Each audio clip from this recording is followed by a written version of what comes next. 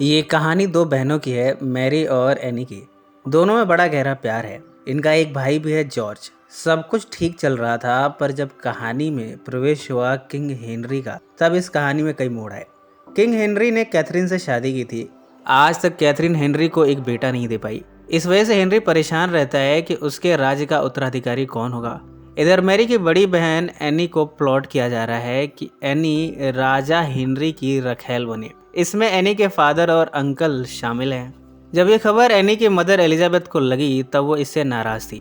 वो नहीं चाहती कि उनकी बेटी किसी की भी रखैल बने, चाहे वो राजा ही क्यों ना हो। वो इससे इनकार कर देती है। एलिजाबेथ के हस्बैंड और उसका भाई उसे समझाते हैं। दरअसल ये फैमिली फाइनेंशियल क्राइसिस से गुजर रही है। इन पर ढेर सारे कर्जे हैं। अगर एनी को राजा की रखैल बना दिया गया, तब हो सकता है कि एनी एक बेटे को जन्म दे। ऐसे में हेनरी को अपने राज्य का उत्तराधिकारी मिल जाएगा और इनकी फैमिली भी अमीर हो जाएगी। सारे कर्जे समाप्त हो जाएंगे। एनी के फादर और उसके मामा इसमें ये भी लालच रखते हैं कि जब ऐसा होगा, तब इन्हें भी इस राज्य में कुछ पोजीशन मिलेगी। एनी ये जानती है कि अगर वो किसी की रखैल बनी, तो फ्यूचर में वो कभी कोई भी शादी नहीं कर पाएगी। कोई भी लड़का उसे शादी नहीं करेगा, और अगर करेगा भी तो किसी अच्छे घर का लड़का तो होगा नहीं। उस शादी में एनी को ढेर सारे कॉम्प्रोमाइज़ करने पड़ेंगे। पर अपने अंकल और फादर को खुश करने के लिए उसने हेनरी के रखैल बनना स्वीकार कर लिया। इन सब में एनी की बहन मैरी को विलियम पसंद आ गया। उसने विलियम से शादी कर ली। एक बार जब हेनरी एनी के फादर के स्टेट को विजिट करने आता है, तब यहाँ वो इंजर्ड हो गया। उसकी नर्सिंग करने के लिए एनी की छोटी बहन मैरी को भेजा गया। ये काम भी एनी के अंकल ने किया, साजिश के तौर पर। मैरी ने हेनरी की नर्सिंग करनी शुरू की। हेनरी ने मैरी के खूबसूरती को देखा और उसका दीवाना हो गया। पर यह हेनरी मैरी में इंटरेस्ट दिखाने लगा। वो मैरी को अपने दरबार में बुलाता है। मैरी बताती है कि उसने विलियम से शादी कर ली है और वो उसकी नहीं हो सकती। पर हेनरी को इन सब से कोई फर्क नहीं पड़ता। वो कहता है कि जब वो अपने राज्य में लौटेगा, तब वहाँ वो मैरी का इंतज़ार करेगा। मैरी ने काफ़ी सोचने के बाद इस ऑफ़र को कबूल कर लिया। वो अच्छी तरह जानती है कि हेनरी अपनी हवस को शांत करने के लिए मैरी को अपने दरबार में बुला रहा है, पर तब भी मैरी जाने को तैयार हो गई।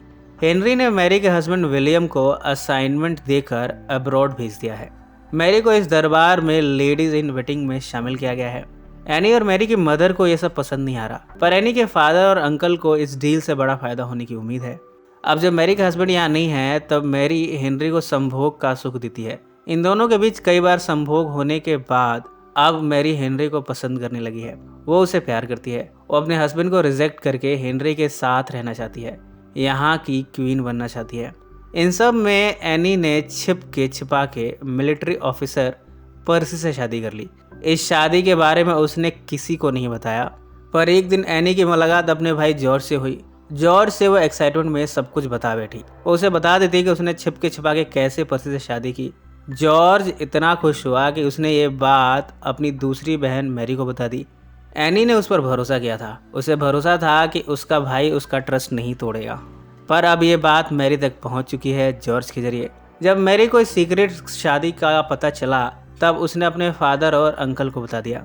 मैरी को लगता है कि अगर एनी की शादी की बात बाहर आ गई, तब इनकी फैमिली को फाइनेंशियली जो फ़ायदा होने वाला है वो नहीं हो पाएगा, और तो और इनकी फैमिली की रेपुटेशन ख़राब हो जाएगी। सभी एनी को कन्फ्रंट करते हैं। एनी को फोर्स किया जाता है ये शादी रद्द करने के लिए, और इसके साथ ही एनी को अब फ्रांस भेजा जा रहा है। इस तरह एनी तो फ्रांस चली गई, और इन सब में मैरी अब प्रेग्नेंट है। ये खबर सुनकर हेनरी बड़ा खुश है। उसने मैरी के फादर के स्टेट को ढेर सारे गिफ्ट्स दिए हैं। इनके सारे कर्जे माफ़ कर दिए गए हैं। और तो और हेनरी ने जॉर्ज की शादी के लिए एक लड़की ढूंढी है, जेन। और अब जेन से जॉर्ज की शादी की तैयारियां चल रही हैं। हेनरी को उम्मीद है कि मैरी लड़के को ही जन्म देगी। मैरी को इन सब में मिसकैरेज होने को था, पर ऐन मौके पर मिसकैरेज होते होते रह गया। अब हेनरी के आदेश पर मैरी को बेड पर ही रखा जाएगा, तब तक जब तक कि वो हेनरी के वारिस को जन्म नहीं देती। एनी को फ्रांस में काफ़ी वक्त हो चुका है। उसके अंकल नॉर्फॉक ने उसे वापस बुला लिया है। उसने एनी से कहा है कि मैरी तो हमेशा बेड पर ही रहती है। ऐसे में एनी को हेनरी पर नज़र रखनी होगी कि कहीं हेनरी किसी और भी लड़की के साथ बच्चा पैदा ना करे। अगर ऐसा हुआ तो इनके लिए कॉम्पिटिटर हो जाएगा। इस तरह एनी हेनरी पर नज़र रखती है, पर एनी को अपनी बहन मैरी से नाराज़गी है। ना ही मैरी ने एनी की सीक्रेट शादी के बारे में फैमिली को बताया होता, और ना ही एनी की शादी रद्द की जाती, और ना ही एनी को फ्रांस भेजा जाता। एनी इन सब का बदला लेना चाहती है।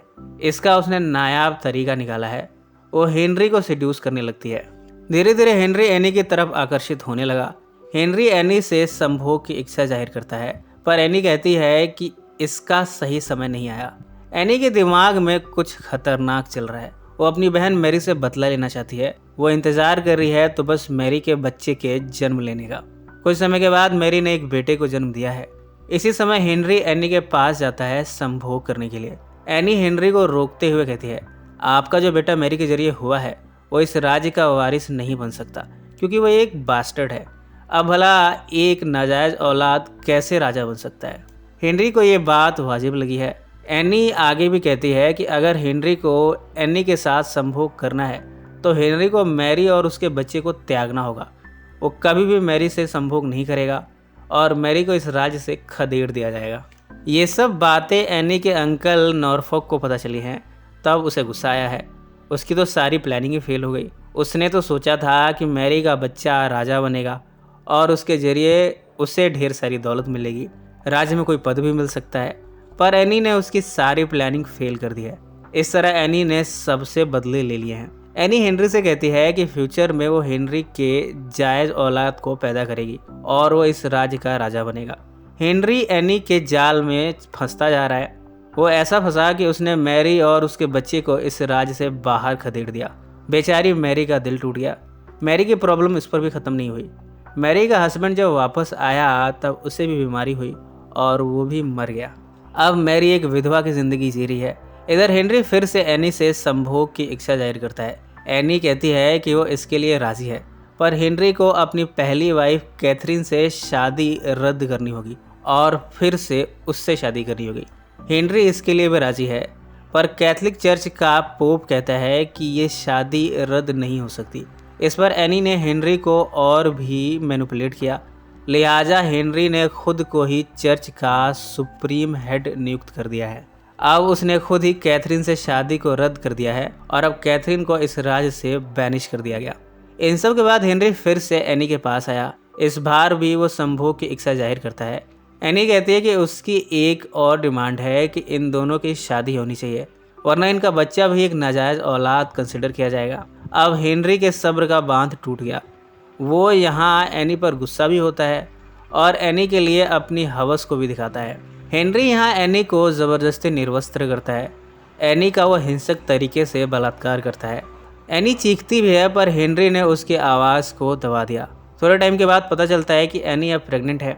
एनी हेनरी से शादी नहीं करना चाहती, पर फैमिली के प्रेशर में आकर उसने हेनरी से शादी कर ली। इस तरह एनी अब इंग्लैंड की क्वीन है। मैरी को दोबारा कंट्री में बुलाया गया है ताकि वो अपनी बहन की देख रेख करे, और वैसे भी प्रेग्नेंट एनी को देख रेख की ज़रूरत है। कुछ समय के बाद मैरी की मुलाकात एक सोल्जर स्टैफर्ड से हुई है।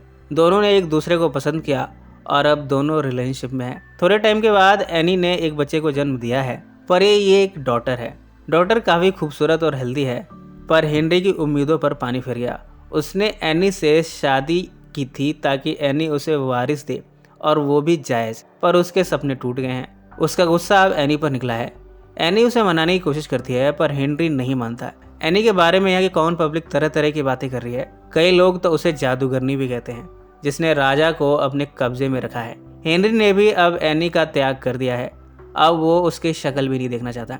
जेन, जिसकी शादी जॉर्ज से हो चुकी है, आजकल हेनरी का दिल जेन पर आ गया है। अब वो सीक्रेटली जेन से मिलता है। दोनों को हम संभोग करते हुए देखते हैं। एनी को जब ये सब पता चला है तब वो दुखी है कि उसकी शादी अब फेल हो गई है।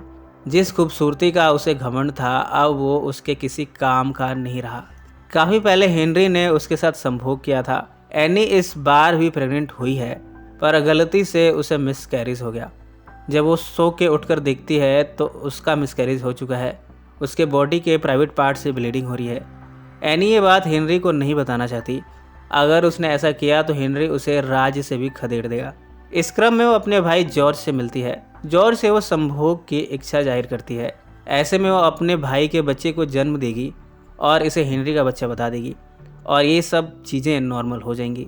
इस तरह जॉर्ज और एनी आपस में संभोग करते हैं। जेन भी आजकल एनी पर स्पाई करती है। वो ये देख लेती है कि एनी अपने भाई जॉर्ज के साथ संभोग कर रही है। जेन का हस्बैंड है जॉर्ज। जेन को इस बात का भी गुस्सा है कि उसके हस्बैंड ने उसे चीट किया। अब ये सारी बातें जेन ने हेनरी को बता दी हैं। इस तरह जॉर्ज और एनी को इस क्राइम की वजह से कैद कर लिया गया है। एनी को सजाए मौत दी गई है। इन बच्चों की माँ एलिजाबेथ काफ़ी डिप्रेशन में है। वो अपने हस्बैंड और अपने भाई को जिम्मेदार ठहराते हुए कहती है कि तुम दोनों के लालच ने मेरे तीनों बच्चों की लाइफ बर्बाद कर दी। जॉर्ज जेल में है जबकि एनी अब मरने को है। यहाँ तक कि मैरी एक विधवा की ज़िंदगी जी रही है। मैरी को जब अपने भाई बहनों के बारे में पता चला है तब अपने बच्चों को अपने हस्बैंड स्टैफर्ड के पास छोड़कर एनी से मिलने आई है। पहले वो हेनरी से रिक्वेस्ट करती है कि जॉर्ज और एनी को माफ़ कर दे। हेनरी उसे भरोसा दिलाता है कि वो मैरी को हर्ट नहीं करेगा। यहाँ हेनरी की बातों से लगता है कि उसने मैरी की बात मान ली है और वो एनी को रिहा कर देगा। मैरी जाकर एक खुशखबरी एनी को बताती है। वो उसे भरोसा दिलाती है कि वो उसे मरने नहीं देगी। एनी यहाँ इमोशनल होते हुए कहती है कि अगर मुझे कुछ हो जाए तो प्लीज़ मेरी बेटी एलिजाबेथ का ख्याल रखना। अगली सुबह एनी को सबके सामने लाया गया है। पब्लिक तो उसे मरते हुए देखना चाहती है क्योंकि सबकी नज़र में वो एक जादूगरनी है। सब ऐसा कह रहे हैं कि इस जादूगरनी ने राजा की मती मार ली। मैरी को उम्मीद है कि हेनरी इस सज़ा को रुकवा देगा। उसने एक नोट भिजवाया है। मैरी जब इस नोट को पढ़ती है तब देखती है कि इसमें लिखा है कि राजा को इन सब से कुछ वास्ता नहीं है, यानी वो इन सब में कुछ नहीं करने वाला और ना ही वो एनी को मरने से रोकेगा। इस तरह एनी की गर्दन को पब्लिक के बीचों बीच काट दिया गया। एनी के मरने के बाद मैरी एनी की डॉटर एलिजाबेथ को लिए इस राज्य से जा रही है। फिल्म के एंड में हमें नोट्स के जरिए बताया जाता है कि मैरी के फादर और अंकल को जेल की सज़ा हुई। इतनी सारी साजिशें करने के लिए उनके हाथ कुछ नहीं आया। मैरी ने भी स्टैफर्ड के साथ एक खुशहाल ज़िंदगी बिताई। उसने एलिजाबेथ को भी पाला। एलिजाबेथ जो कि हेनरी के जायज़ औलाद है, उसे इंग्लैंड की क्वीन बनाया गया जिसने कि 40 सालों तक इंग्लैंड पर राज किया। इसी नोट पर यह फिल्म समाप्त हो जाती है। सो फ्रेंड्स, फिर मिलेंगे ज़िंदगी के किसी नए मोड़ पर।